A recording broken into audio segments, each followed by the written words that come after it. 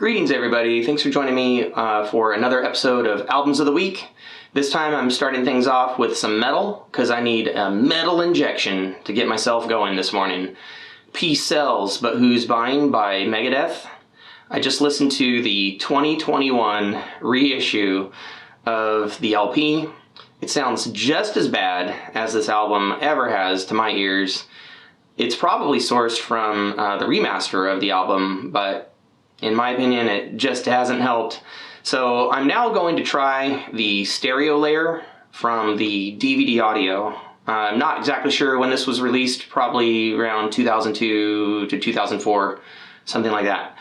Being an audiophile format, this may be the best chance that I have of hearing this album at its best. So I'll give it a whirl and I'll report back. Alright, so I just listened to Peace Sells, the DVD audio, the stereo layer. I can vouch that it is the best sounding version of the album to my ears, with the possible exception of the 5.1 mix, just because the 5.1 is going to get more separation of the parts. This is disappointing. The DVD audio stereo is definitely clearer and punchier than any other version I've heard, LPs and CDs. The stereo layer of the DVD audio, unfortunately, is smashed with compression. I had to turn my volume down about 9 dB after listening to the LP to achieve a comfortable listening level. Alright, so I decided to go ahead and throw on the 5.1 of Peace Sells. If it's any testimony to how much I enjoy this record, listening to it 3 times in a row, LP, DVD audio stereo, and DVD audio 5.1, I thoroughly enjoyed each listen and then even dug into the special features. I can tell you that the 5.1 mix of this record is by far the best sounding version of this album I have ever heard. I enjoyed the experience so much, more so than I remembered from the past. Maybe updating my system has caused this DVD audio to perform a bit better. I loved listening to the 5.1 of this album so much that I have decided to do a dedicated review. It will be up this week, so if you haven't seen it yet, I hope you come across it. It will have more detail on why this should be in your collection. If you love Megadeth, or at least respect Peace Sells, this should be in your collection. So in honor of having viewed the documentary Inventing David Geffen today, I threw on Court and Spark by Joni Mitchell. Not only is it on David Geffen's original Asylum Records label, but it also has a track that is totally about David Geffen, Free Man in Paris. And it's mentioned in the documentary. It's a very cool documentary. And since I have the gatefold, I'll go ahead and show that off. Very cool, what's that, a litho? Or like a wood carving style of Joni, and then her lyrics. And then Court and Spark on the front, we have kind of this watercolor painting and a couple embracing. Very cool record. Features Joni Mitchell in like all 4 channels. And it has the drums favoring the rears with just a smidgen of drums up front. And then the fronts would be dominated with Joni's vocals, and then also guitars and piano.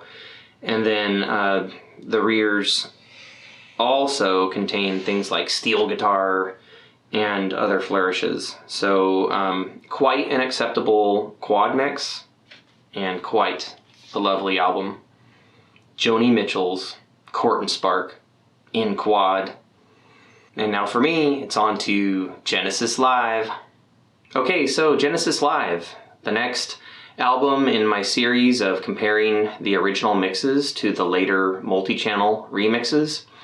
In this case, we don't have a Super Audio CD option, so I have compared my LP to the DVD video that comes in the Genesis Live box that you see over there, the gray box. Now, there are 3 discrete live show mixes included in the box. There's Genesis Live, there is Genesis Seconds Out, and then there's Live at the Rainbow. It's a bonus disc. Now, you've heard me talk in previous weeks about complaints that there's been like some historical reworking in the form of mixing Steve Hackett down in the multi-channel mixes. I haven't heard evidence of such a thing so far in the studio albums, but here we get to Genesis Live, and it definitely occurs here. These mixes, in terms of Steve Hackett's presence, are a mixed bag. So for Genesis Live, you get the first 3 tracks more or less devoid of Steve Hackett's solo parts, though you do get some of his rhythm parts more or less on the level that they would have been in the original mix, maybe a little bit lower. And then for the final 2 cuts, the musical box and the knife, he's far more present. Now, Genesis Live also has 5 Lamb Lies Down on Broadway live tracks from 1975.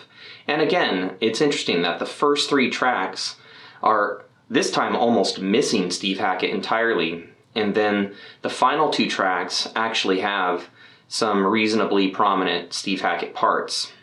My theory is that Steve Hackett's original recorded parts, by the time they went to do the multi-channel remixes, may have had issues on some of the master tapes. And as bands will often go into the studio and do overdubs to correct live albums, possibly there were some overdubs of Hackett's that survived well, and maybe the band wanted him to come in and redo guitar parts for this multi-channel mix, and maybe he was unavailable, or maybe nobody suggested that. It's really hard to know. I think the bottom line is that Genesis Live in 5.1 is a mixed bag in terms of Hackett's presence. And that is highly annoying to some people who are quite familiar with the original mix. When I first heard Genesis Live in 5.1, I was not familiar with the original album, and I was able to kind of accept what was going on. You do have a good multi-channel mix on your hands here. But now that I am familiar with the original record, that has become my preference. Now, one thing to note about the CD-DVD set that comes in the gray box, again, like I said, there's no SA-CD option, so you are constrained to the DVD video, and it has no stereo mixes included. So stereo high-res is not an option here, although the CD is an option at standard resolution. The DVD only has multi-channel mixes in DTS or Dolby Digital. Alright, now in terms of the 5.1 mix's sonics, unfortunately the mastering is not very sympathetic here. Some tracks fare worse than others, but there is often an overabundance of treble, and to my ears, simply some harsh mastering. So I would say, the lack of high-resolution stereo, and really only a handful of tracks that more or less closely resemble the original album in terms of, the balance of all the parts, and sort of a harsh sound during some passages. I'm going to go ahead and say that if you were only interested in Genesis Live for the Genesis Live gray box, you should go ahead and pass.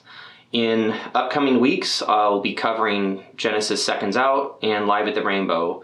Maybe those will fare better, and maybe not, so stay tuned.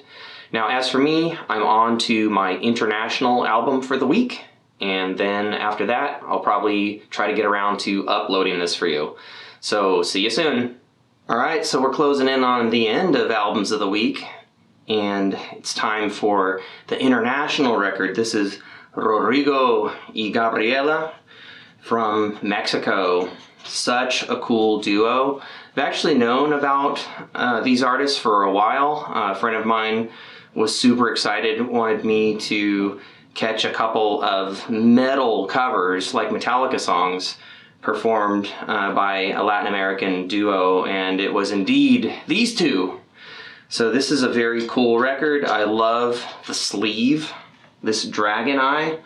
This is their self-titled album, and then there's actually a second record that is live from the Olympia Theater. I'm going to listen to that later, like in the background while I'm doing some work.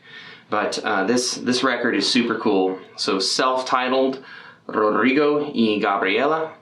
And another thing that makes this record super special is this particular album was recommended to me by a very, very, very cool amigo of mine. And tomorrow, he and I are going to be doing an interview. He is a resident of Mexico, and he's going to be discussing a number of his favorite records. I believe both regional and then also international for him.